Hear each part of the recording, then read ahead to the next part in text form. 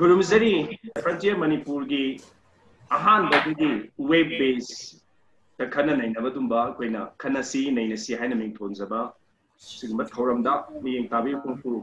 तराम उक्चरी कोनी ngasi si ahan ba koigi the frontier Manipur की खनसी नैनसी की अहान एपिसोड नि ngasi na koina खनगदौरिबा फिरमसी drugs and idea of independence ngasi makoigi society koigi kunai si free oiba society amani democracy da yumpham oiraga akoigi free oiba adum independent oiba society amani haidana koina launari ni aduga malem gi manung desu malem desu khwaidagi chawba dugumba democracy chatpa leibak amani haina lei koigi leinariba launariba leibak asida leiriba mipum khudima si free oida kunai sida leiba haibachigi wakalon si ikoina loina mak launari tawbudu hojik hangba yar liba wahangdi kayam yamna koisi free ni haraga su kayam yamna koisi free oirige kayam yamna koisi independent oina abadi wakal se ning khatamna kanam tagi ayetpa punba apoi yawdam kanana kadai puwa maduli freedom adugi natragana free society adugi natragana independent society gi mahau du lawba lawnari bage madugi mahau du kadai puwa realize tawri bage habsi hangba yaba chobba wahangama oirakli hai ngasigi aigoi thaumasida panelist oina saru jabiriba ai matang myamda saktak chege ahan bada lengsin biribasi kai kumnazariba oigaza potsangum sonamani senior SP retired neoza boy web based khanasi nainasi haiba thoramsida taram ukseri thank you thagchari dumbu matangda koigi delhi dagi hoji mar koigi sumba discussions da saru ya directly ba horizon haiba koigi sumba chepong sigi editor oina thaugai pubiba oza Dr. Malem Ningthaujani oza Malem Busoi taram ukseri sida ahum suba panelist oina lengsin biriba Manipur ki yamna maming leiraba dugumba investigative journalist oza Pauli Chawbane oza Pauli Chawbusu taran uksek ahan badai koigi thamsariba koigi topic drugs and idea of independence haiba hiram sista introductory note oina sin biriba oza Dr. Malem Ningthauja dagi chawrapu wafam amatang oza gi oiba wakhalon kitang ahan bada thambina na bai request of Thank you. Yam nungaijare ai sumasi han ba sumba inaugural tour mata sumbi potential of I drug and the idea of independence hypersida in the independence political economy one for the habitat the conservation freedom haiba wahid ministry adu wahid maktu thamam dai se dai na mangoi na haining masidi wai khading makki wan thok se adum ani hum thok adum lai hadi drug tagi kanaba amba mi singadi yam thai na longram bai bharat sarkar na su drug manufacture to basi adum privatize to aduna adubo masina effect awra masina sohal ba mi singadi aiba wahi se negatively so dum yang lai the independence cyber wise the su kana gumba kharana di tamme maya di bani hinga her maya madugurum gi miyeng dagi yeng da kangbu na di opening tamba mangi hanne logo su ya ani se relate tawraga ina thamja lingi bidum maram di general context makta ai to puthok chen ning ni samna hai kan na theoretically ani yengba matamda ngarang si 13 August athoba singin numit ni haidana koina hita lekat tami matama dadi mokoi do villain ni terrorist ni na lobani na dum thogi alaga hakki wari ni lainse aduga hayeng haibatai ngasi midnight sidagi di link tamna koi hana link tamame link tamba phangre haidana torpa kangbo musu mungyawi ad mathangi numit chinba kangbo musu yawi link tamba phangre haiba kangbo musu dum lai meaning je tuman tuman dum chali haijari ba aina victim jeni masidi drug ki wahosika mari lengna yenga komatamda aina tamdani sida ekoi gida manipur da masiga independence haidi ni tamba haidi sika karai bawo da mari legi haidi yenjeni is ahoba midnight 14th August 1947 dagi hekta yam tian thamjaregi kai 14th August 1947 dai koi sining tam khre na koi maina hai ning tamba haidi karibo national liberation amasung social emancipation national liberation haibadi foreign lepa amagi rule dagi koi mikha pondraba social liberation haibadi वात पादबा साथो पैब खुनाय अमा तंदु लेताबा मियोय बिना मियोय बबु ओतपा नैबा लेत्रबा दुम खुनाय अमा ये फंगनबगी पांदम दुनी मदुगी पांदम दुमक फंगिब्रा हाइबो हांगसिमसु थोय लेनि यंजबददी foreign rule दगी दि कोई ब्रिटिश की रूल दगी दि कोई निंग तंब फंगरे हाइने लौजे तबदबो सोशल लिबरेशंस की पार्ट सिदी कॉम्पिटिटिव स्टेज मतमदा फ्यूडल लॉर्ड के मायक हौकरा रिफॉर्म्स कर लेगी अदु नत्तना मखा ना अखोइना लेंगाक सब लेपाक अमा ओइगिद्रबनिना अखोइदा मदुगी स्टेटमेंट तुदी फंगदे अदुबो मदुगी पांदमदु लेगिब्रा हाइने के खनजै मसी फंगिदबगी मरमदि कइगिनो हाइरबदा अखोइगी निंगतमबसि यामना मतम तेंदो ओइगिबा शॉर्ट लिव ओइगिबा भारत सरकार की सुमागी तोंगान एजेंडा मयाम अमा लेबदगी महाकना लौक्सनखिबा मसी लौक्सनखिबगी मोंगसि मसी कोलोनियलिज्म ने हाइबसु लei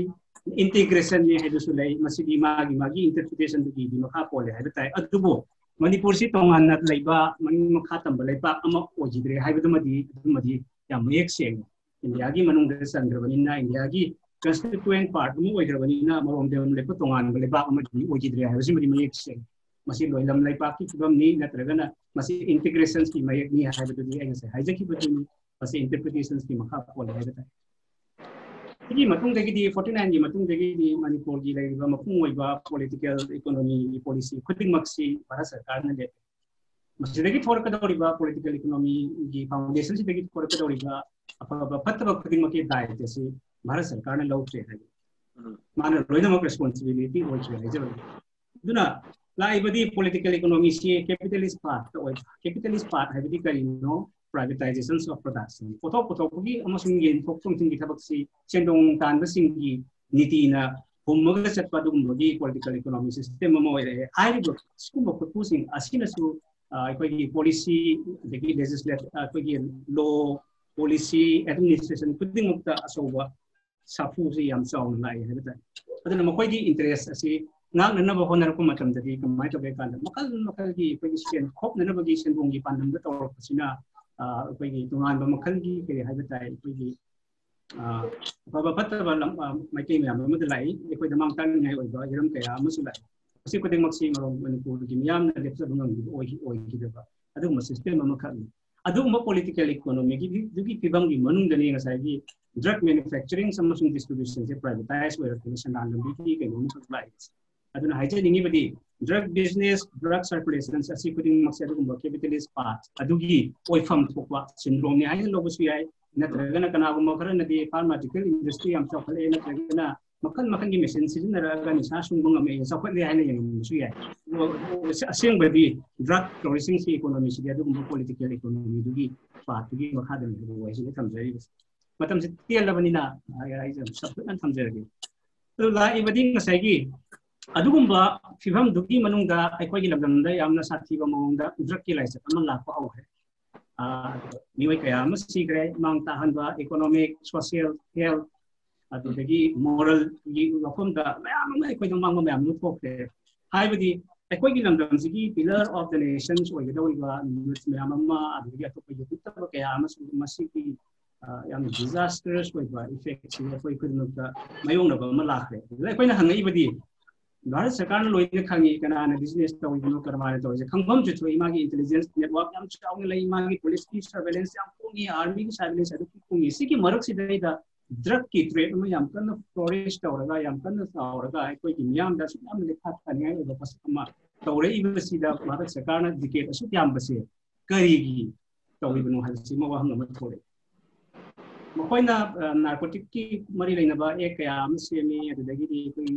नार्कोटिक ब्यूरो सेमी तौगे हाइबदि नति अदुबो साइगे हाइजगिबा पॉलिटिकल इकोनॉमी सिदगी सेंजाव पाइबसिंग लेंगा पाइबनि अदुगा हाइरिबा दुगुम सेंजाव पाइबा इन्फ्लुएंशियल पाइबसिंग दुना पॉलिटिकल डिसीजन एडमिनिस्ट्रेशन पाइसल पापुजुनु बादु मो इन्फ्लुएंशियल हाइरिसिंग अदुनबो अदुना ngasai हाइरिबा कसai एक मैम अदुगा प्रिवेंटिव मेजर मैम इफेक्टिव करिमत ओइदि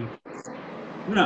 ड्रग्स लेना संदोरकुने मसी येंगदना लेरिबसी मसी गतमिना येंगदना लेरिबा अदुगा मसीदगी कोइसे कन्नबो होनदबसी मक्सी कोइना भारत सरकार दा हंगया बो हंगया म थोरे करिगी मसी तौलिबनो मसी कमाइना तौलिबनो हाइबस अदुबो हाइजनिंगे बदि अखोइ मणिपुर नदि अखोइ नि रोंगोम लेप्सरगा मखुगी डिसिजन लौबो ngamdi मरमदि कोदिंग मसी भारत सरकार की मखाद लेगिना aduna measures ke amadi lay makata na so paikat pa yaba adu tel ma tam su ke ni mak ke khai di ya roi hai of ma ka sigi manung chidane ko ni yengai basina adu bata rabadi economy ke bibam da health ke bibam da asina health examples ki bagi wari di drug examples ki bagi wari ato ba economy ke ram ya mun su dai drug amasung idea of independence hai rabina independence mang ba drug ki business siga coincidental oirambadi hai adu thoi bi thog si bharat til labam tum thok no oibina amasung bharat ki governance ma har thok thog bina ding ma kai praja koi ki bharat sarkar da tai labam thok si di muk lei hai thamjani si hairaba matam da measures sing silwaina mak fail oire ama tawre adu mai tawdana koi namdam sida asiba tolaba asa pa tolaba ecology da solaba popi monoculture sina pak nana army ki kem mana ka thaw matam da army ni yengdana leiraba tawa otok mayam ma aduga drug ta sena mi oi kaya ama nan thok na pak yam controversies mayam ma legre issue mayam ma legre andak ta su ko otok mayam se kabar uri ben sigi pibam sida ekoina ekoigi gilai pak sida thoi ba pibam ora batar ba tam sida dai da ekoi sin ding tam le kai na ga ekoi si political de ekoi si independent phange kai na hai na independence day ga celebrate to bu si ga ekoi kai ni khali ram di mishi mina thoi ngai atu ga saina ma ma nang ngai da ekoi ji su mo political ritual lam da ta ora ga chat si di aina kan ga mishi choice ki wari ni celebrate to bu ya ti hai di na te to da bu ning tam gi wan tok si yeng ku tam da di ekoi ga ning tam le kai na hai ba sa ma sian mang do na to ba अकोइना पामिबा अखोइगी grievances म्याम जे भारत सरकार ने address तौद्रिबनिना दु अखोइना हंगनी बो हंग ma'am मसी भारत सरकार ने पकुन पीद्रबनिना अदु मसी हंगु ngang mi sing de onjan dana research लो पांदना एनएसए पांदना यूएपी पांदना पागनी पुंगनी हाइबगी कोस्ट अमख लाइबनिना द्रक कक्तंग मरि लेना बे इशू सुदा कोइ बो थोगम ma'am ji येंगोरगदी independence na hari bisi meaningful oide 1947 starting tamba phangya haina haraugi bodo madugi goal do amusung ling tamba gi tanbagi objectives to phangdri bale ba amudadi masigi idea of independence se masigi si thandida ling tamba kunai ama oiri haiba tamje yam nungaise example na chawra pa khoi gi ngasi thamjari ba topic haiba tare hiram haiba tare drugs and an idea of independence ngasi mak haiba tare अबगी India से independent ओइरबनी हाइना मनी इंक्री India द तिलुबा मणिपुर सु मदुगी हराउबा मदुगी नोगाइबा सेलिब्रेशन सोइना तौमिनगदौरिनी तौरिबनी अदुमपु मुन्ना कुतन येंगरगदी ओजा मालेना थाबी दुमाइना एंगल खुदिमक्तगी येंगरगदी कोइजी इंडिपेंडेंट ओइ हाइबसिमक ओइ namesake लेजरगसु in reality the yengargadi we are still dependent paruaina koina कहनी लैरिबा फेडरल स्ट्रक्चर्स द येंगरगसु मणिपुर द लैब मियाम सी मदुगी सेंबा अखोगी इंडिपेंडेंट ओइबा नत्रगना फ्रीडम ओइबा सोसाइटी अमगी दुगुंबा महाउटी अंगनी हाइना हाइबदा कितंग ताइवन अमोन थोकदा हाइबगी तौरपा ओपिनियन अमा अहामदा थंबी नुगाइजे अदुगा आई मथंग ओजा Sonam निदो लाचगे ngasi nainazariba drugs and an idea of independence haibas leisa kadai phoba koina masigi topic sigi relevant manipur gi context yenguragadi hojik jamalena samlapa thambi du maina kadai phoba koi society sing asi independent oi haiba society freedom oi haiba free society na haiba station kadai phoba drugs haiba koi mayai ka ba tinjak sina kadai phoba koi si dependent oi helage masida manipulate tawriba exploit tawriba sing sigi मोकोगी का है तारे activities में आम कोई loan बोरो phone बोरो मसीना कदाई बुदा कोई सी कोई की लेरिबा free society की वाहन थुक्सी मांगहल ए हैना कोई लंबो यागे हरजी रसना में क्लंग थमी रखे इसोर इंडिपेंडेंस हाइवे से ड्रग से फ्री फ्रॉम ड्रग ओइदुरिरा इंडिपेंडेंस हाइवे से करम दुकुन इंडिपेंडेंट फंगगा कोई से हाउ फॉर कोई इस्लामिक अखोइना इंडिपेंडेंट ओइदना कोइना आउटपुट अमदी कोमी अतिरे तांगदबी मोंग एनीवे साइड बाय साइड मसगी एम्बिग्यूटी ओइबा खतंग लेबनीना आइना खंजो खतंग हाइजगे मणिपुर द लेबनीना कोइना ड्रग हाइबसे मसगी फ्री फ्रॉम सिग इंडिपेंडेंस ओइबदी मणिपुर दी यामन वान थोकनी रीजन बे अखोइना गोल्डन ट्रायंगल्स दगी सुनत ओइबगा कोई border लेरिबा more particularly area the porous border ओइबगा अदि चथोक चसिन दिसु याम accessibility से यामना लाइन थोकपगा fortunately हाइबता security department of late kada security department of the armed forces, paramilitary force, the CPO and the police moi myam se yam active okhlak pama tawi you can you akoi manipur macha akoi mayam se kayam namang khrabnu kayam shi khrabnu ayukta town se lakpa tanjada mamang the morning of the khunichap tanjada akoi Syrians mayam se khumjal laga akoi gi chanicha sina Imphal municipality corporation tigi dokto khato di khumje khujin to Syrians may khumjal to lekai the lyric to punam til hundom bodo ngasidi comparatively katang de handei haivesima ain havsepuna laloi kali. This credit goes to the government as well as security force department and the community as a whole. Kanijum nasi Manipur dili punamak se inate adu by and large missing se khalli haba akoi sigi GDP se almost as good as nilni mayam de 2 3 4 5% ni high adu bakoi di output among indin leita banina kachikra thok posina matik cha do na mapande loni ching adu ge self reliance se akon oibang da ba itani sa matik cha ba lepak nat bane mi gi lepak kona kuri shuru ba yaru ba low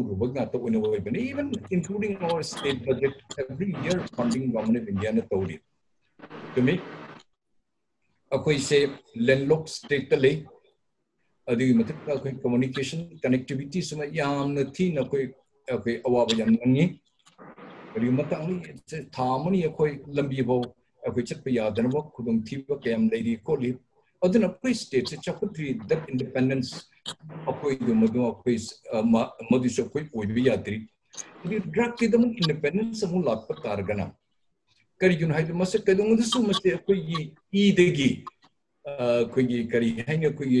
drug ki menace or drug ki business or drug separation have some say yam want to talk me reason being akoi se thabuk yam want shuning dabam jat tamani akoi se kari tawi aya mamatam ham the ganja smuggling so yam popular on tormi not common very popular on tormi I got tadi aina kari gumatab chubum tawgi sense yam thunai tan ge kot ke have tar de aina te thabuk toru kulu tar de must government gi the supply toru contract toru chei mari changi manga changi phangde kot ai du lebak chang gi ngurge ai par so par ge le su le ga hai gi masigi wakan nang ayam matam to mission ganja or cannabis ki matam sini yam very openness in it mayam phagi tong so finally it's a joke indeed but it's the true ganja karbar to the drug karbar to the MLA okay vote le pa yadi man de pesha do yam thun pangur yam thun puri khau de lik the aroi heavy wakan ga that concept and the wrong notion nama mase mean mayam ngang ri se mase katulan dilan banati se examples to kerse lady aduna ngasai ke koina akoi dignity of labor se thamuk macha ma thamuk toru kholo chu ga ibi kai ga mi ne kadi ha ge haina sundi yam chokut pa ko sagai sunatri akoi economic conditions se yam na purni akoi 99% se government of India the funding natne tori punam sometime any project la por 90% and 10% government puthoga 90% government free the p gum janya marmuduna akoi hajik te kara dipare comparatively definitely I admit hanadi the koi narun sing se kanan khangi education has played a very important role armasu jai community gi gyan tarakpam community gi ahlaman society adom ki shona pandigi again and again society really I fully admit with you and I appreciate you akoi society means akoi ima kitchen even akoi gi ai nupi ai chai chen ching chai ngasi di mi ma koi oi de jate akoi education akoi important on akoi bi de jate education se phajana akoi mangjung na koi changchen de jate le pak ki akoi competitive exam da koi yaw de jate or defense service da akoi famum commission officer oi de jate or LI service da chang de jate or central police operation officer mu chang de jate tabu pum de drug karbar to this de koi army air force defense okay navy apang bato ko central police organization ki tara madi manga moi different organizations mayam lady mayam su chang na imai pa ko ye koi thak pangam na ro kha thalak ke ko la hai do wakan ma chain sumalai adu ngasai gi ꯑꯩꯈꯣꯏꯒꯤ ꯀꯔꯤ ꯍꯥꯏꯅ ꯑꯩꯈꯣꯏ ꯐꯣꯕꯤꯌꯥ ꯍꯥꯏꯒꯗ꯭ꯔꯥ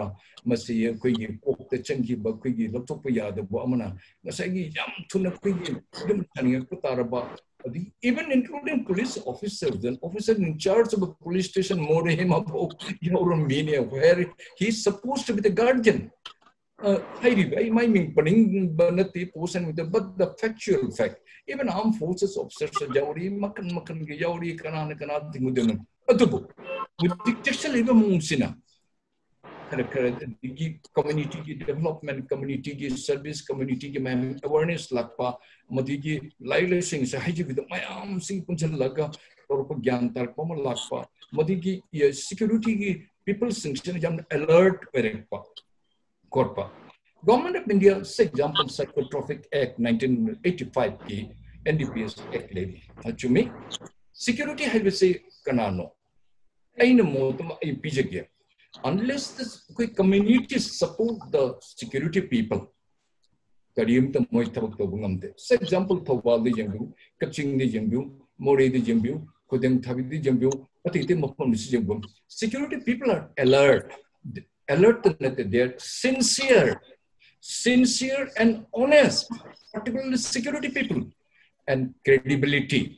Tamoy saying that over Tarba. For example on the picture here, that honest and credibility. I got to the University Airport, technology airport, Kwamana Pujate Haya. 103 bags of sacks like me. That particular inspector, Bobby, had he not been sincere, if he would have allowed Kanam to Masi Moyi Gyancha Taramudum Punchakani, yes, it will going it. That credit goes to that credibility of that inspector. But he has become a Balika Bakra. Durga Pujada, Humming a Kaktoya, the Rene sincere with Ma said bloody, this bloody, you throw him out. And virtually again he was thrown out from there. However, to this sincerity questions, Kanana create the good game. Alertness to Wigani, that honesty, Sarkar, Lengaxiam, Darkar labor. Lengaxin interference to Durba, Lengaxin, even including the judiciary. Said there is a word called judiciary, the moribund justice. Over Times of India, news reporter, Mr. Alankensher, my Alankensher Hammer, my mean, Manahangi, moribund of justice, Kanankanamara judicial shivu, Katan function, the Katan Shola Pramang to Man Wang Mahangi, 15 December 2019, Times of India paper, English legend. Aduna, must say everything depends. Okay, civic sense. Okay, Jumri Imaipa, acquisition, Ichai Pajan Masigan, Mother Carlegi. School college the Targ, school college the Tari Kotel, each as if put transport together. It has to start from the home. Home, suit Mama Mapa said they are the teachers indeed. Mama Passion, keeping Pajanigan class 19 to Lalan Graba, Madrak business over, Madrak Shop into Shitoy, Adikima Drak Mami Busama Hangway, Murmdima civic sense of Malakani, among the culture of Mamma Lakani, Ma Apamonsi the Kraken Tambiba Propiba. That complete community, civil society so involved with the car lady. Communities, public sometimes should become the police. Police should become the communities. Madhut understanding, better understanding like economic independence, independence, self-reliance, independence of oneself. Students kangde, lenga kangde, naha kangde, mashi mahek lerbadi, drug tegisha free from independence of Kani. Thank you. Yamna mayek saying now, Zayu about Wakalon, Tambiri. Makan Ipau of the Laxening is it. Overall, like even Manipur situation, if you look at drugs, issues the year or kind of dissect over kind of Manipur status the lay, Kadai over social level society, Kanana Kadorapadi Masi, Pivum see away, having seen the tongue dissect over your tongue. Thank you, Casey. I know some consider from the early 80s, Akoigi Sahi Lenga, Akoigi Matak, Akoigi Makha, a very talented generation, Hydra, Akoigi Matak Lady. Moise Hampada, when Kang Pakan, the powder heroine number 4, see the Hoigi Tonabza, 3 sample film of Mamani Ida. aduga taste to buse matam du yamna common noina khoigi yamna asa pai bana saga da wa nishamani haidana mayam gi general view musle ne namba ana woni shani matam du manipur ni shan khana remisdi khoigi yu gumba adagi ganja gumba sigi makhan garatane but the advent of khoigi chemicals adagi synthesized drugs adagi opiates brown sugar kani sigum myam la ise khoi 80s wai dagi yam ka hena sangi lakra hena khanje masis da khoi ngi saina amo han hajarabada khoi yamna talented obedawa people who can be good lawyers, people who can be good legislators, people who can be good in the judicial system, even media da, and overall khoi miyam gi achangba mi meyama khoi addiction drug ki chaiting phangakan sida kunai sigi yam phajaba generation ama paktakna mangra ba ni loje the lost generation. We have lost a generation to drugs. Admane khanje bada. Aduga drugs ki scenario si kamai to ge have kanda khoigi methamphetamine uzigi mamna WY yaba and haneriba the meth drug sara kan ngaw haibsidi Burma ki Myanmar ki northern states sing da yam chawna manufacture to wa adugumba cartel myam haita masis da tongan ba khoigi Burma da leriba kundariba Kulai by Mimiam Shuyori, Magi rebel groups haida. But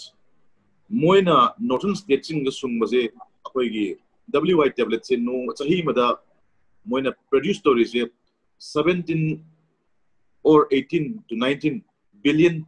tablets, million natego, billion tablets. Masig is Sahimada annually put in a high.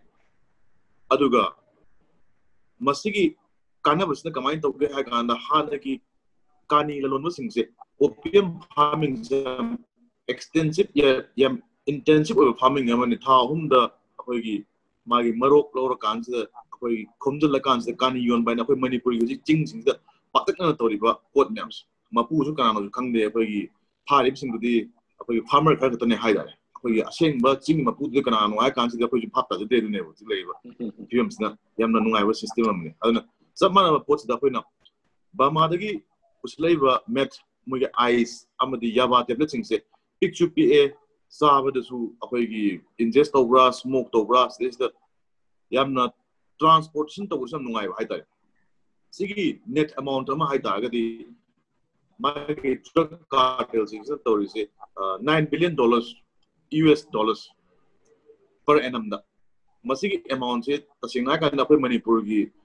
Plan annual budget take them here. Kitagana yam Pazana hand into 100 times in a sour put them global economy, the song on 10 time appearing on the put on the money for the budget to us. India budget on the lap. Kuzuki Magi truck keys transit area high target Myanmar Northern State Sungiva WY have a drug say opium Zukan farming the toner Lepakpa Amadi methamphetamine lucrative oibasin and kudong sakpa yon bersin nungaiba transportation nungaiba same bersin nungaiba kamai to ge hai kan se drug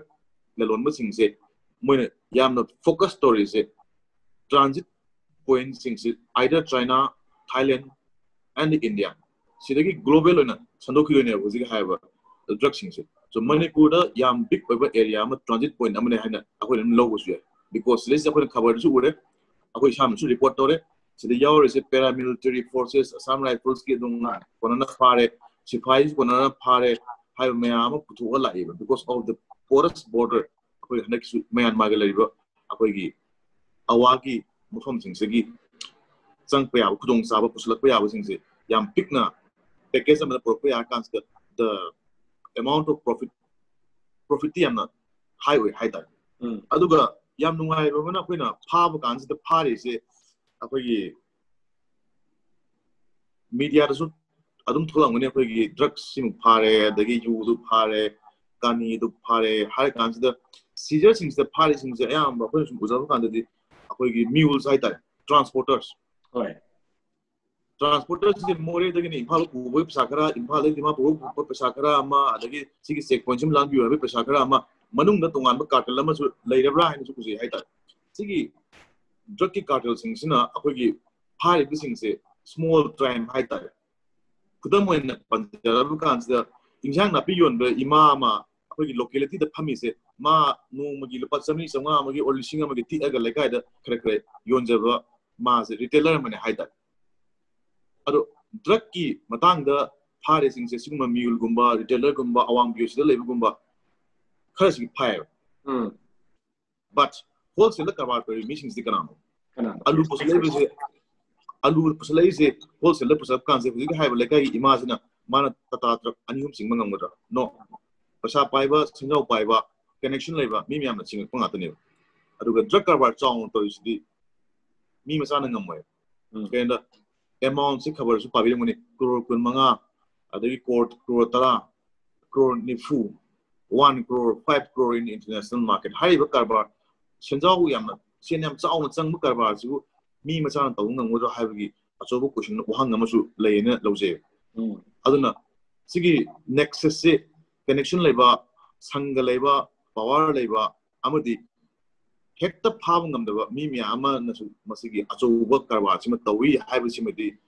leng ba yaroi do from line because wholesale yam chaw ya jeri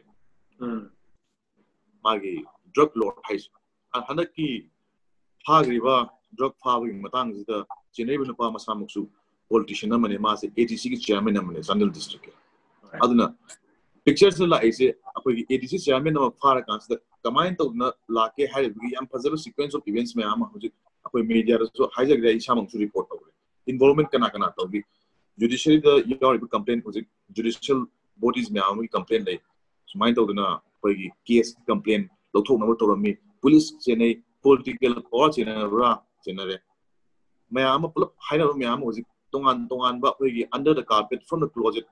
saru mayam apoi ari ba mayam wari scandals mayam thulai hai ta aduna ngasai apoi uncle sunamin haibi dumaina drug heku thingba you heku thingba haibase masidi yamna aruba tax am way but supply reduction harm reduction amadi sare missing sigi apoi gi the addiction centers more the command of na apoi na advice pi ge the more the command rehabilitation to the plus apoi gi drug policy ma ya mapung phana leiba musu to mathau tai stringent drug policy and also some thanks the judiciary yamna iron foot ama apoi gi yam firm will ama darkar le kare no have kan ta gadi drug to scenario missing sida moise bail ka pir kan surety ka pir kan se hekta bail release to ya ba or ta adu ta gadi drug lalon ma se ai gidi it is a fitter on my cap apoi gi police ta hai kan army ha kan medal phangbai phim no khana bra e ai de jail da ka chamure ai lupa la amagi surety bond pirame ai thola kan sida amu hana to buye hai bigi okhalon ma sigi liors ana stringent oiba drug policy ma state sigi create wa hai ya mathok ta ma dakale opium farm to me am sigi apoi gi tongan policy mi se ma dakale moise opium thaba gan kanai na hai ta gari moise ara lai ngun atene thare si pasa pai mo thade ya marginalized me atene aduna moi dependence on this particular economy of drugs sigi the state na tongan policy mi se ma kan moi rehabilitation and a different package ama kamain to na apoi gi atopa means of farming and farming to the kamain to sales to the aduga drug the leriba ngai idea of independence hai do ai gidum idea of independence on drugs haijage sigi drugs the labor independent what is it drugs now because free floating ne use independent one akoi ne you think ngam ni ha wai ni akoi isam machine nungai na ba haija wai ni relatively de oide then every like every rural area da akoi gi hida every akoi gi not to the lumsana some like masi ain sin theories na tre nyam nu urum khangwi dum aduna sigi policy ma sema consider regulate or consider akoi gi the independence of drugs sigi port akoi na masigi sida la na ma sathara consider akoi gi honorable chief minister have you war on drugs tem war ma to you have when I hear this war sa thagi hai ta ga strategy ta ka lai kulai daka lay all type of policies and a firm determination daka lay masigo mayam se plop sin na kan sida akoi Manipur ngai pak lay film se independence from drugs phangna bu phana bu da athu bu da chinbiu was it lay independence we are totally dependent on certain intoxicants drugs heavy gera alcohol heavy gera was it say some akoi miyam se thamare ga lay ba film mane haina lazy aduna social drug yamna lu basi hidak ni unique sing so address to gum takale regulate to bigera na taga ban to gum ni to biro ban to gum ngam de regulate to gum de then what is the go between miyam jagi lekai lam thale every assembly constitution da phangdaw library dak like the haga ai submit na gum ai to jage mas is the am the topiro open when ni ko hajeris the let's be factual kunga ngam we kana roy aseng to address to gum takale we need to address this problem very seriously. Thank you. So now, yam hasana koi ke kan laiba Manipur ki drug ki situation hai batare society ki situation kadai phoba masi nai koi ki society da affect tau garge early 80s lagi horaga hoji phoba da masi generation kaya ama koi loi kre hai bagi wafam bau thama ye do lurai di hoji ja pau jona thambi du maina masi address tau ba hai bas de ujama lem da laksening isi address tau ba hai bas da address tau gadori ba authority haigadra masita koi intentionally oiramba yai or intentional am ta yaram the budi yai but somewhere koi miyam the feel tawi as a citizen amoina feel tawi si maru ina koi siguma drug ki menasi curve tawge masi lakshin nan na ge hai bagi koi wahai da di hoi miyam tin mafam da di lauri hairi ngangli wa aduma ku somewhere we feel like when a feel that institutional breakdown kara sagi masi curve to the season na gadori lady by institutions singsi kahani just masagi kahani mayum da thamba mi ama dauna anytime anywhere or in any situation magi will do matungina purakana tawgadu mathudu ngam dabra have institutional breakdown ama lai si masigi si the za malengi kari wakal thabidingi masigi institutional breakdowns na koi curve tawungam drena high bi dori bra ta tagana institutional breakdown karim ta leide institutional singsi yam intact on leide thamdiga ra kari hongdobi institutional breakdown gi matang si aigi wakal dadi this is how the system functions Kasi breakdown na ti masi moina lawru riba political economy gi character ni na ithamjani okay aina historically when the yankan examples kara China da opium lakiba the India da cocaine gi manufacturing khazana tawraga the opium gi sai opiate kaina hai ba tawgiba Assam lom da cultivation thorkiba ni the Australia Africa mafam tongan gama mafam sing da colonial powers sing na magi administration gi revenue drive tawna bagi the proxy oina thadoga drug myam sinar bagi multiple implications layeba Mana sendong tan bagi ada kita mana aku ni yang sim dah basi aku ini mungkin semaina hat laga siraga ada laga drug dependent oi laga thamai laga wakal tu bai laita laga di sangsil iba asigi scenario sing asai gi late 80s na help matam siga 1991 gi neoliberal open door policy structural adjustment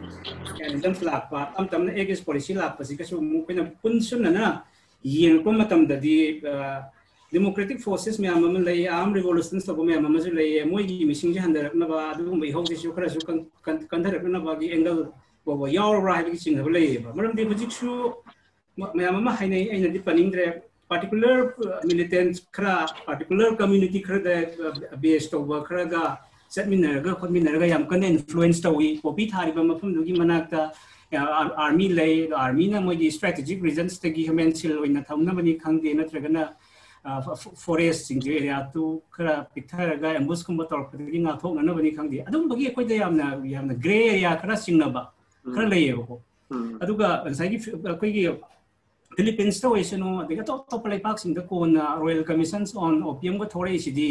nei ba ban nei matung da tungan na economic program ma lak pagi tungan na pakalap pa du Europe changes kara lak pagi oi pne khalle ko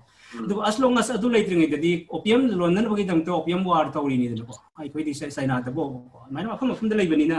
ai di institutional breakdown man di chatnari ba political economy gi sai paw yo chaw na hai bi bai koi di ina kara kun basing gi interest serve tawribnina adu serve tawriba kangbu duna sarkar su dum paibanina amoigi economy flourish tawna bhona bada mayam si khaibane na khale adu measures ki matang de yes ekoi kana bhona ba tai sai chawna su thambi ki ba magi measures mayam do aina di miss out tawre ngai matam do yam tian na phangi banina ekoi pressure taw ta bani government kan da ba ya da banina adu moina le ka sipai ri banina moigi makha da lei ri banina moida ekoi tawinu na haibasi di ekoi haibam di thokune ba aduga ekoi gi independent of government yaudrogasu ekoi mass awareness na sing masila kan sidai dai asina ekoi da karai pau da mangi bagi kholi bagi haibna sing badugi mathak ta su pressure tau ba adu makha de gi ekoi na honar pa kana makradi kamjong da permaculture gi model tawrani haibasu ide adugum bagi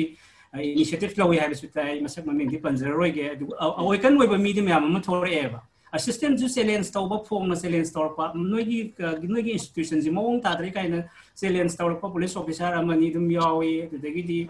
ki badagi haider ga su as a writer when I even matam the judges kuma kana kuma kra feedback pe pasu yawi ba sense bamba midi leire tawdu ki we wane ko aduna aki basi ko han mangamba forces me amasu symbol pa masange people's ki democratic movement amadi mathau tai na khali system sigi amot pasi jo expose tawba adu like we strength amasu sagat pa loina na government tasu moina pali banina moi ki tawam tokudo masini na haibadu tamudi changi aduga mutti mut kedogdi mandi mandi ekoi si hingba pamba kunai mo oi banina aduga yawl gi dam to mai suriba mayam amasu leiri banina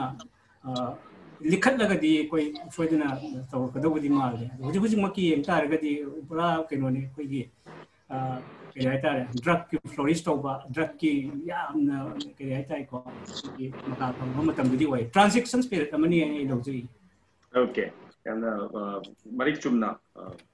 amiri that koi gi capitalist sing haiba ta sinjau private sing na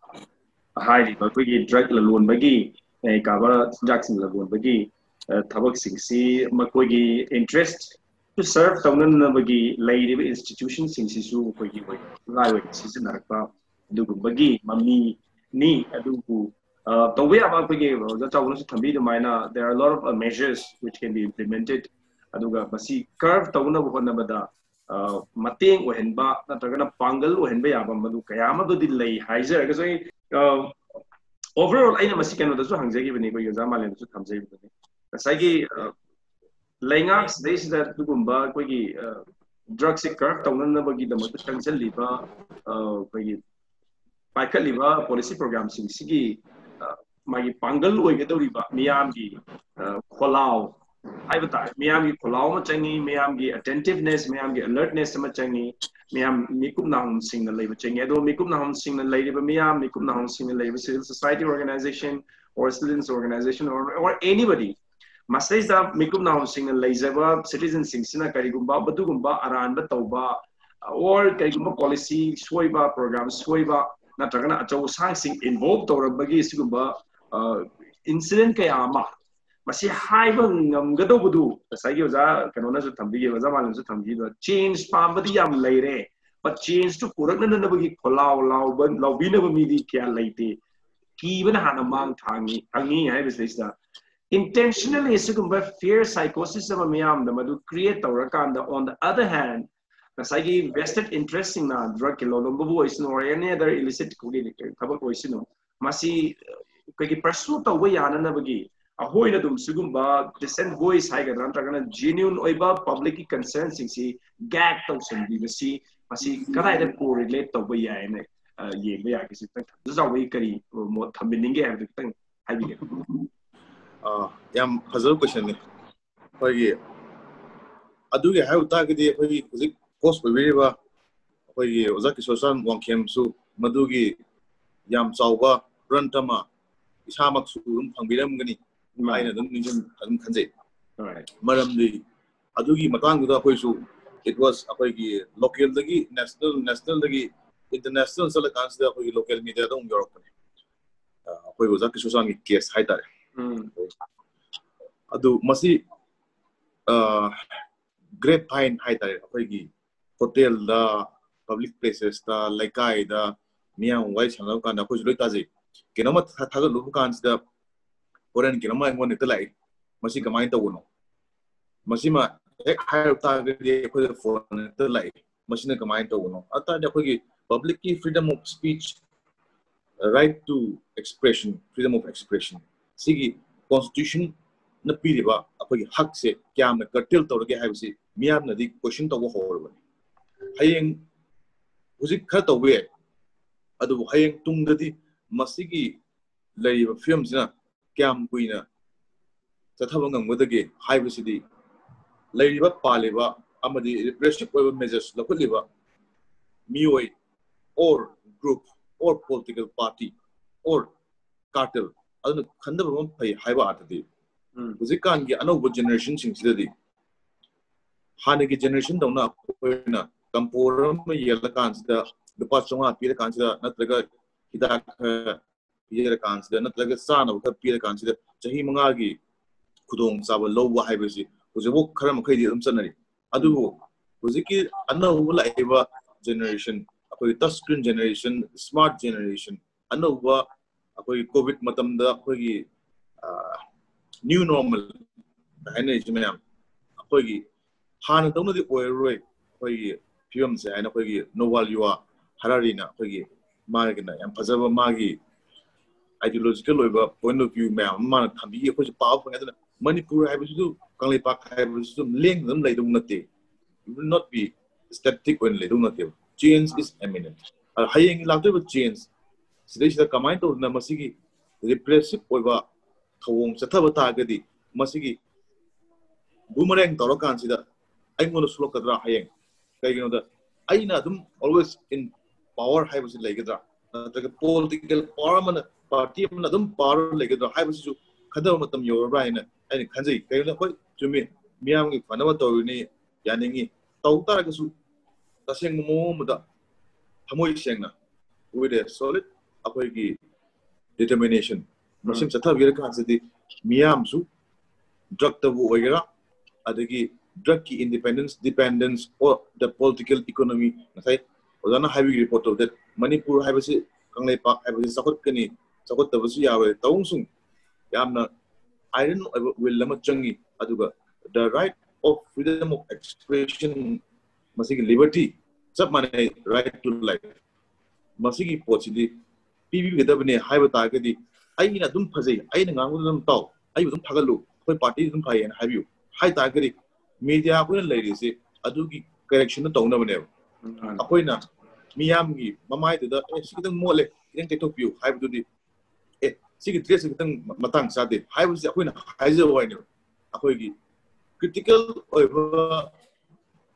akoigi media ki site ke haje tare reviews haje tare discussion hai tare this final tale sarkar le hai tare progressive oiba some society moisi hai tare masi mathau ta ba hai khale not only for the government but other state governments also aduna policy program amadi miyam the fundamental rights in every government in the so called democracy see uphold tawra kan masai anauba change ama anauba kanglai pa ama anauba miyam gi ho malakan sida aba samaj ama haibudi miyam malapa pai mathau tai tarakani adu khonabudu kunno khonamina mathau tai ni ai losalagoi oza sunamandagi comment tang lagzege hojiki almost same question ne lakseningi singa sagi manipur government ne hoji paikali war on drugs haiba asugumba campaign haibusu yare masi mai pahanana nabu honabada miyamgi palau miyamgi wakat asi tadana di oigadra haibuduni aduna masi oinana miyamgi wakat si hoji phobudai koina sum chawrakna yengjabada hoji laiba leingak si miyamgi wakat miyamgi palau si tabai muta namthara kanda hoina kai haini makoigi lairiba sing asi miyamda haidopa ya handaba khanghanba ya handaba khange threat toba masi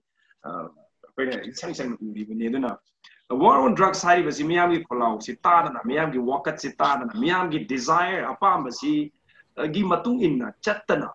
war on drugs si just for lip singing gi type ta taw ga leiraga di masi oi thokadra haibas the last comment thing was that gi logjeni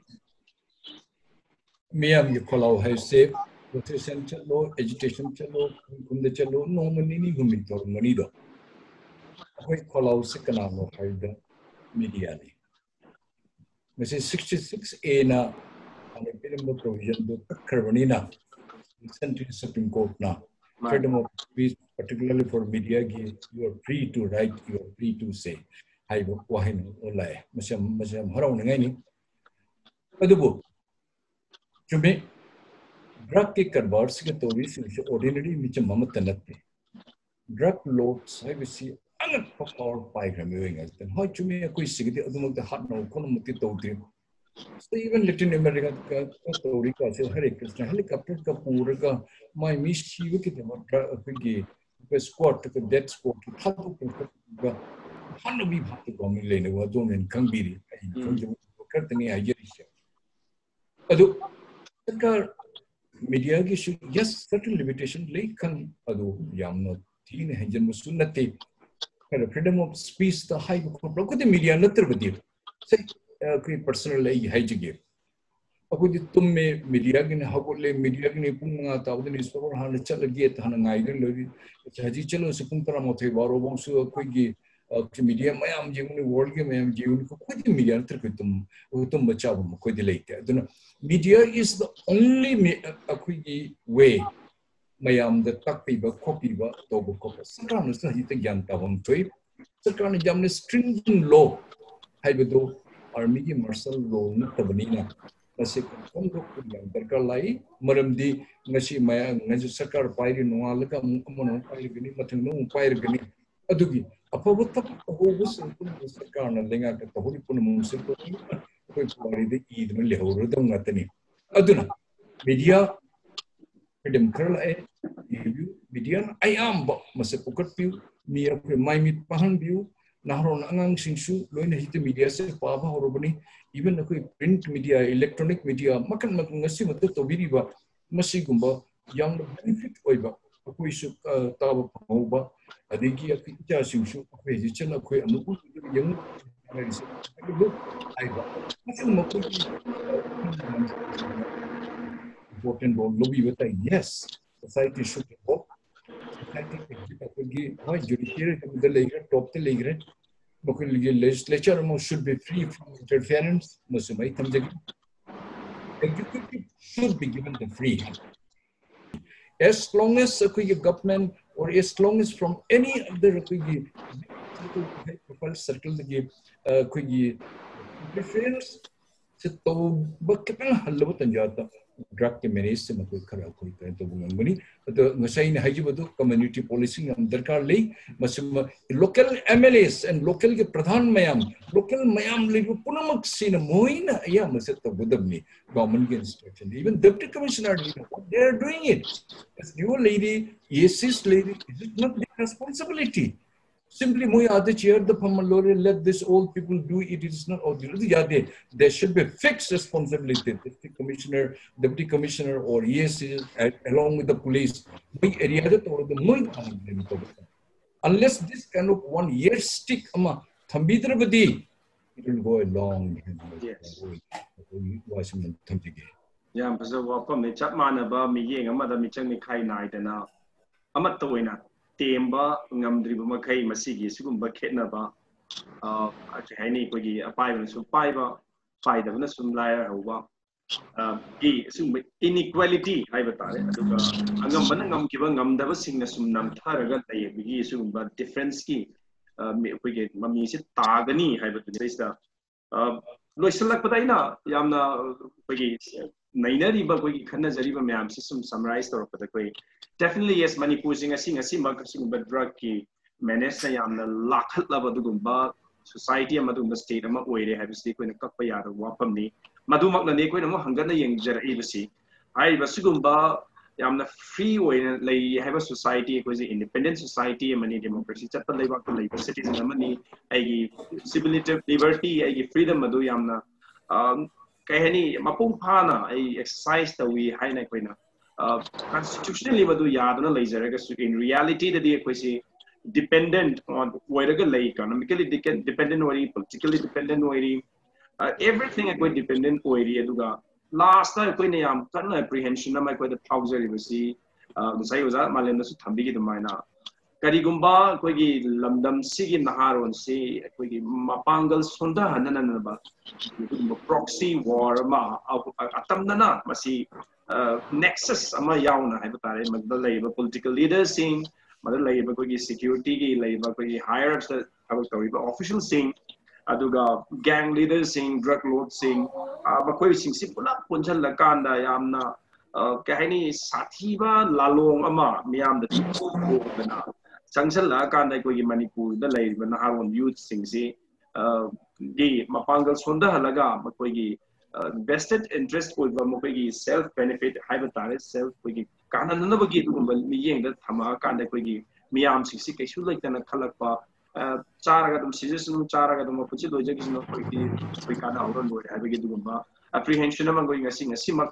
ꯃꯃꯥ ꯑꯣꯏꯕꯤꯁꯤꯡꯅ ꯃꯃꯥ ꯃꯄꯥ ꯑꯣꯏꯕꯁꯤꯡꯅ ꯃꯗꯨ ꯐꯥꯎꯗꯕ ꯅꯠꯇꯦ ꯍꯥꯏꯕꯗꯨꯅ ꯃꯁꯤ ꯄꯨꯝꯅꯃꯛꯀꯤ ꯑꯩꯈꯣꯏꯅ ꯁꯣꯂꯨꯁꯟ ꯑꯃ ꯃꯁꯤ ꯄꯨꯝꯅꯃꯛꯁꯦ ꯍꯣꯏ 100% ꯑꯩꯈꯣꯏꯅ ꯀꯔꯚ ꯇꯧꯕ ꯉꯝꯗ꯭ꯔꯒꯁꯨ ꯊꯥꯡꯉꯩ ꯁꯦꯡꯅ ꯃꯁꯤ ꯑꯩꯈꯣꯏ ꯈꯔꯗ ꯑꯣꯏꯔꯁꯨ ꯌꯥꯝꯅ ꯁꯤꯡꯊꯥꯅꯤꯡꯉꯥꯏ ꯑꯣꯏꯕ ꯃꯑꯣꯡꯗ ꯍꯟꯊꯍꯟꯕ ꯂꯥꯛꯁꯤꯟꯕ ꯉꯝꯅꯅꯕꯒꯤ ꯄꯥꯝꯕꯩꯗꯤ ꯑꯩꯈꯣꯏ ꯂꯩꯉꯥꯛꯅ ꯌꯥꯝꯅ ꯁꯤꯟꯁꯤꯌꯔ ꯑꯣꯏꯕ ꯄꯥꯝꯕꯣꯝ ꯇꯤꯡꯕꯤꯕ ꯑꯃ ꯆꯪꯉꯤ ꯃꯁꯤꯗ ꯑꯆꯥꯟ ꯃꯤꯔꯥꯏ ꯑꯩꯒꯤ ꯃꯤꯒꯤ ꯍꯥꯏꯕ ꯈꯥꯏꯗꯅ ꯑꯃꯠꯇ ꯑꯣꯖꯥ ꯁꯅꯥꯃꯍꯤ ꯊꯝꯕꯤꯗꯨꯃꯥꯏꯅ ꯌꯥꯔꯗ ꯁ꯭ꯇꯤꯛ ꯑꯃꯇꯪ ꯍꯥꯏꯕ ꯇꯥꯔꯦ ꯆꯞ ꯆꯥꯕ ꯄꯊꯥꯞ ꯑꯃꯗ ꯑꯣꯜꯂꯀꯥꯟꯗ ꯃꯤꯌꯥꯝꯁꯤ ꯄꯨꯝꯅꯃꯛ ꯃꯗ ꯆꯦꯟꯅꯔꯝꯕꯕꯨ ꯑꯣꯏꯁꯅꯨ ꯑꯗꯨꯒ ꯃꯗ ꯆꯦꯟꯅꯔꯤꯕ ꯃꯤꯆꯝꯕꯨ ꯑꯣꯏꯁꯅꯨ ꯄꯨꯂꯤꯁꯄꯨ ꯑꯣꯏꯁꯅꯨ ꯑꯃꯔꯣꯝꯗ ꯑꯗꯨꯒꯨꯝꯕ ꯐꯠꯇꯕ ꯊꯕꯛꯇꯨ ꯇꯧꯏ ꯍꯥꯏꯅ ꯃꯤꯌꯥꯝꯗ ꯑꯦꯛꯁꯄꯣꯖ ꯇꯧꯔꯛꯄ ꯈꯪꯍꯜꯂꯛꯄꯁꯤꯡꯁꯤꯁꯨ ꯑꯩꯈꯣꯏ ꯑꯃꯠꯇ ꯑꯣꯏꯕ ꯃꯤꯠꯌꯦꯡ ꯑꯃꯗ ꯌꯦꯡꯃꯤꯟꯅꯔꯀꯥꯟꯗ ꯃꯁꯤ ꯃꯔꯨꯑꯣꯏꯅ ꯑꯩꯈꯣꯏꯒꯤ ꯏꯚꯟ ꯁꯦꯀ꯭ꯌꯨꯔꯤꯇꯤ ꯄꯔꯁꯅꯦꯜꯁꯤꯡꯒꯤ ꯃꯅꯨꯡꯗꯁꯨ ꯌꯥꯝꯅ ꯁꯤꯟꯁꯤꯌꯔ ꯑꯣꯏꯕ ꯁꯤꯒꯨꯝꯕ ꯊꯕꯛꯁꯤ ꯄꯥꯝꯗꯦ ꯃꯁꯤꯒꯨꯝꯕꯗꯤ ꯇꯧꯍꯟꯅꯤꯡꯗꯦ ꯍꯥꯏꯕꯅꯆꯤꯡꯕ ꯑꯗꯨꯒꯨꯝꯕ ꯊꯣꯛꯂꯛꯑꯒꯁꯨ ꯃꯤꯌꯥꯝꯒꯤ ꯃꯔꯛꯇꯒꯤ ꯃꯗꯨꯒꯨꯝꯕ ꯃꯁꯤꯃꯗꯤ ꯒꯃꯦꯟꯅ ꯇꯧꯏꯁꯤ ꯂꯥꯜꯂꯦ ꯃꯁꯤꯃꯗꯤ ꯇꯧꯍꯟꯅꯤꯡꯗꯦ ꯍꯥꯏꯕꯅꯆꯤꯡꯕ ꯃꯗꯨ ꯊꯣꯛꯂꯛꯄ ꯃꯇꯝꯗ ꯌꯥꯝꯅ ꯀꯩ ꯍꯥꯏꯅꯤ ꯂꯩꯕꯥꯛ ꯃꯆꯥ ꯑꯃ ꯑꯣꯏꯕꯒꯤ ꯍꯧꯅꯕ ꯂꯨꯆꯤꯡꯕ ꯑꯃ ꯑꯣꯏꯕꯒꯤ ꯍꯧꯅꯕ ꯃꯗꯨ ꯇꯥꯁꯟꯕꯤꯔꯀꯥꯟꯗ ꯀꯩꯗꯧꯕ ꯌꯥꯒꯦ ꯍꯥꯏꯕꯗꯨ ꯈꯟꯕꯤꯕꯒꯤ ꯃꯍꯨꯠꯇ ꯊ꯭ꯔꯦꯠ ꯇꯧꯕꯤꯕ ꯗꯤꯒ꯭ꯔꯦꯗ ꯇꯧꯕꯤꯕ ꯑꯃꯔꯣꯝꯗ ꯃꯤꯌꯥꯝꯗ ꯈꯣꯡꯒꯣꯏꯅꯕ ꯃꯤꯌꯥꯝꯗ ꯂꯥꯟꯅ ꯁꯟꯗꯣꯛꯄ ꯐꯣꯜꯁ ꯄ꯭ꯔꯣꯄꯦꯒꯦꯟꯗꯥ ꯍꯥꯏꯕ ꯇꯥꯔꯦ ꯑꯃꯔꯣꯝꯗ ꯃꯁꯤ ꯇꯧꯔꯀꯥꯟꯗ ꯃꯈꯣꯏꯒꯤ ꯀꯥꯟꯅꯗꯕ ꯃꯤꯌꯥꯝꯗ ꯃꯥꯡꯍꯟꯒꯗꯧꯔꯤꯕ ꯗ꯭ꯔꯒ ꯂꯣꯔꯗꯁꯤꯡ ꯗ꯭ꯔꯒ ꯒꯦꯡ ꯂꯤꯗꯔ ꯂꯩꯔꯤꯕꯁꯤꯡ ꯀꯥꯔꯇꯦꯜꯁꯤꯡ ꯃꯈꯣꯏꯁꯤꯡꯁꯤꯕꯨ ꯑꯃꯔꯣꯝꯗ ꯃꯈꯣꯏ ꯄꯨꯛꯅꯤꯡ ꯊꯧꯒꯠꯄꯤꯕꯒꯤ ꯁꯤꯒꯨꯝꯕ ꯊꯕꯛꯁꯤ ꯆꯠꯊꯔꯤ ꯃꯈꯩꯗꯤ ꯑꯩꯈꯣꯏꯅ ꯃꯅꯤꯄꯨꯔꯗ ꯃꯔꯨꯑꯣꯏꯅ ꯁꯤꯒꯨꯝꯕ ꯃꯌꯥꯏ ꯀꯥꯕ ꯅꯤꯁꯥꯁꯇꯒꯤ ꯄꯨꯝꯅꯃꯛ ꯑꯩꯈꯣꯏꯁꯤ ꯀꯣꯛꯍꯟꯒꯦ ꯍꯥꯏꯕꯁꯤꯃꯗꯤ ꯑꯣꯏꯊꯣꯛꯂꯣꯏ ꯑꯗꯨꯅ ꯃꯤꯌꯥꯝꯒꯤꯁꯨ ꯁꯤꯚꯤꯜ ꯁꯣꯁꯥꯏꯇꯤ ꯑꯣꯔꯒꯅꯥꯏꯖꯦꯁꯟꯒꯤꯁꯨ ꯁ꯭ꯇꯨꯗꯦꯟꯠꯁ ꯑꯣꯔꯒꯅꯥꯏꯖꯦꯁꯟꯒꯤꯁꯨ ꯏꯃꯥ ꯏꯕꯦꯟꯒꯤꯁꯨ ꯃꯤꯌꯥꯝ ꯄꯨꯝꯅꯃꯛꯀꯤ ꯑꯗꯨꯒꯨꯝꯕ ꯀꯂꯦꯛꯇꯤꯚ ꯑꯦꯐꯔꯠ ꯑꯃ ꯆꯪꯒꯅꯤ ꯑꯩꯈꯣꯏꯅ ꯂꯩꯉꯥꯛ ꯈꯛꯇꯗꯁꯨ ꯊꯩꯗꯣꯛꯄ ꯌꯥꯔꯣꯏ ꯑꯗꯨꯒ ꯂꯩꯉꯥꯛ ꯈꯛꯇꯗꯅ ꯄꯥꯏꯈꯠꯂꯀꯥꯟꯗ ꯃꯁꯤ ꯑꯣꯏꯒꯅꯤ ꯍꯥꯏꯕꯁꯨ ꯌꯥꯗꯕꯅꯤꯅ ꯑꯩꯈꯣꯏꯒꯤ ꯀꯩꯗꯧꯕ ꯌꯥꯒꯦ ꯑꯗꯨꯒ ꯃꯔꯨꯑꯣꯏꯅ ꯑꯣꯖꯥ ꯃꯥꯂꯦꯝꯅꯁꯨ ꯊꯝꯕꯤꯈꯤꯕ ꯔꯤꯁꯔꯆꯀꯨꯝꯕ ꯑꯃ ꯌꯥꯝꯅ ꯏꯟꯇꯦꯂꯦꯛꯆꯨꯑꯦꯜ ꯑꯣꯏꯕ ꯃꯌꯥꯝꯁꯤꯡꯒꯤ ꯃꯣꯠ ꯂꯧꯔꯀꯥꯟꯗ ꯀꯔꯤ ꯇꯧꯕ ꯌꯥꯒꯦ ꯍꯥꯏꯕꯗꯨ ꯈꯟꯅꯔꯀꯥꯟꯗ ꯃꯗꯨꯒꯤ ꯌꯥꯝꯅ stringent ꯑꯣꯏꯕ act law ꯑꯃ ꯁꯤꯖꯤꯟꯅꯔꯒ ꯃꯁꯤꯒꯤ ꯀꯔꯚ ꯇꯧꯕꯁꯤ ꯄꯨꯟꯅ ꯆꯪꯁꯤꯟꯃꯤꯟꯅꯕꯒꯤ ꯃꯊꯧ ꯇꯥꯏ ꯀꯝꯃ꯭ꯌꯨꯅꯤꯇꯤ ꯄꯨꯂꯤꯁꯤꯡꯒꯤ ꯃꯊꯧ ꯇꯥꯏ ꯍꯥꯏꯕꯅꯆꯤꯡꯕ ꯁꯖꯦꯁꯟ ꯃꯌꯥꯝ ꯑꯃ ꯄꯤꯕꯤꯔꯛꯏ ꯌꯥꯝ ꯅꯨꯡꯉꯥꯏꯖꯩ ꯉꯁꯤꯒꯤ ꯁꯤꯒꯨꯝꯕ ꯗ ꯐ꯭ꯔꯟꯇꯤꯌꯔ ꯃꯅꯤꯄꯨꯔꯒꯤ ꯑꯍꯥꯟꯕ ꯈꯟꯅꯁꯤ ꯅꯩꯅꯁꯤ ꯍꯥꯏꯔꯤꯕ ꯁꯤꯒꯨꯝꯕ ꯊꯧꯔꯝꯁꯤꯒꯤ ꯑꯦꯄꯤꯁꯣꯗꯇ ꯑꯣꯖꯥ ꯁꯅꯥꯃꯅꯤ ꯑꯣꯖꯥ ꯃꯥꯂꯦꯝ ꯑꯃꯗꯤ ꯑꯣꯖꯥ ꯄꯥꯎ ꯆꯥꯎꯕ ꯂꯦꯡꯁꯤꯟꯕꯤꯔꯒ drugs an idea of independence ꯍꯥꯏꯕꯁꯤꯗ ꯑꯩꯈꯣꯏ ꯑꯗꯣꯝꯗꯣꯝꯒꯤ ꯑꯣꯏꯕ ꯃꯣꯠ ꯑꯗꯣꯝꯗꯣꯝꯒꯤ ꯑꯣꯄꯤꯅꯤꯌꯟ ꯑꯗꯣꯝꯗꯣꯝꯒꯤ ꯑꯣꯏꯕ ꯁꯖꯦꯁꯟ ꯊꯝꯕꯤꯔꯝꯕ ꯑꯃꯨꯛꯀ ꯍꯟꯅ ꯑꯩ ꯊꯥꯒꯠꯆꯕ ꯐꯣꯡꯗꯣꯛꯆꯔꯤ ꯁꯖꯦꯁꯟꯁꯤꯡ ꯇꯔꯥꯝꯅ ꯑꯣꯛꯆꯔꯤ ꯉꯁꯤꯒꯤ ꯑꯣꯏꯅꯗꯤ ꯄꯦꯅꯦꯂꯤꯁ ꯑꯍꯨꯝꯅ ꯅꯤꯡꯁꯤꯟꯕꯤꯔꯒ ꯈꯟꯅꯁꯤ ꯅꯩꯅꯁꯤ ꯍꯥꯏꯔꯤꯕ ꯊꯧꯔꯝꯁꯤ ꯃꯄꯨꯡ ꯐꯥꯍꯟꯕꯤꯕꯒꯤꯗꯃꯛꯇ ꯑꯃꯨꯛ ꯍꯟꯅ ꯑꯩ ꯊꯥꯒꯠꯆꯕ ꯐꯣꯡꯗꯣꯛꯆꯔꯤꯊꯥꯒꯠꯆꯔꯤ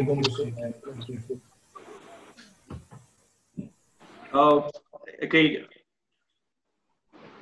ꯃꯤꯡ ꯇꯥꯕꯤꯔꯛ ꯄꯨꯝꯅꯃꯛꯁꯨ ꯑꯩ ꯑꯃꯨꯛ ꯍꯟꯅ ꯊꯥꯒꯠꯆꯕ ꯐꯣꯡꯗꯣꯛꯆꯔꯤ ꯉꯁꯤꯒꯤ ꯗ ꯐ꯭ꯔꯟꯇꯤꯌꯔ ꯃꯅꯤꯄꯨꯔꯒꯤ ꯑꯍꯥꯟꯕ ꯑꯩꯈꯣꯏꯒꯤ ꯈꯟꯅꯁꯤ ꯅꯩꯅꯁꯤ ꯍꯥꯏꯔꯤꯕ ꯁꯤꯒꯨꯝꯕ ꯊꯧꯔꯝꯗ ꯃꯔꯨꯑꯣꯏꯅ ꯑꯩꯈꯣꯏꯅ ꯈꯟꯅꯈꯤꯕ drug and idea of independence kadai phoba aikoise kay hani independent oiraba free society oibada hingibage haibasigi wahang amani maroina drug ki oiba sigumba yamna sathiraba tanja ama lakpase sida koina kadai phoba aikoigi independent ni nagana free society ni haibagi dugumba mahau du leiribra ngasi ngasimak madugi real meaning du phawribra haibu khanazarambani थौरम से होय Koyna web base होइबनिना technical की होइबा issue मरोइना कोइ sound की होइबा अदना picture clarity की होइबा issue दुगुम लेबिगसु अहानबा खुदुल नि हाइना लौबिरगा मियामना अनबा तौदना लौसिन बियु मियाम की suggestion पिबिरमु मियाम की कमेंट्स थंबिरमु लाइक शेयर तौबियु अनि सुबे एपिसोड अमदा कोइगी करी करमबा हिरम हेना मियाम दा कानागदबा हेना लेंगा की मिट नाकोंग ओइगदबा कई टॉपिक खनजगी है